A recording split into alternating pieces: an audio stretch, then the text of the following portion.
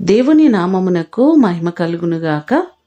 ఈ ఉదయకాలము మీకందరికీ వందనాలు తెలియజేస్తున్నాను. ఈ దినము మిమ్ములను బలపరచు దేవుని మాట. శ్రమ దినమున నీవు కృంగిన ఎడల చేతగాని వాడవగుదువు.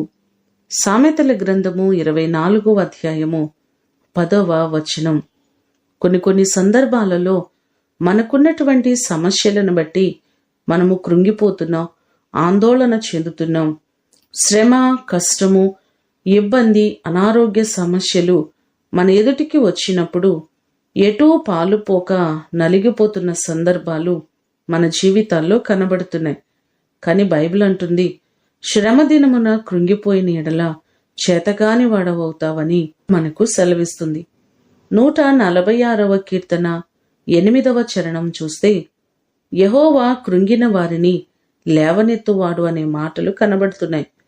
కృంగిన స్థితిలో ఉన్న ప్రతి వారిని లేవనెత్తే దేవుడు ఆయన.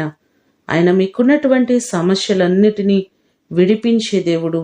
మీరు అనుభవిస్తున్న నిందల నుంచి, మీరు అనుభవిస్తున్న ప్రతి కష్టాల నుంచి విడిపించి దేవుడు మిమ్ములను లేవనెత్తునుగాక.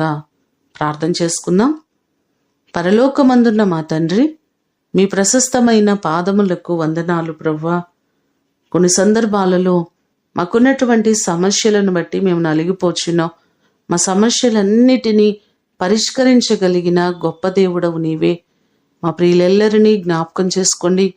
ఏ సమస్యల్లో ఉన్నారో, ఏ ఇబ్బందులలో ఉన్నారో ప్రభువా, ప్రతి వారి ఇబ్బందుల నుంచి విడిపించండి. వారికున్న ప్రతి కష్టాన్ని మీరు తీసివేయండి ప్రభువా.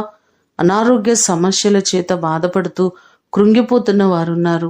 ప్రతివారి అనారోగ్య సమస్యల నుంచి విడిపించి సంపూర్ణమైన ఆరోగ్యములను మీరు కలుగచేయండి. నీ కృపా బాహుళ్యము చొప్పున ప్రతివారిని మీరు ఆశీర్వదించండి. ప్రతివారిని మీరు లేవనెత్తండి. ఈ దినము కొరకు వందనాలు, కృతజ్ఞతలు మీకు తెలియచేస్తూ యేసు అతి శ్రేష్టమైన నామమున అడిగి వేడుకొని పొందియున్నాము తండ్రి. ఆమేన్. దేవుడు మిమ్ములను దీవించునుగాక.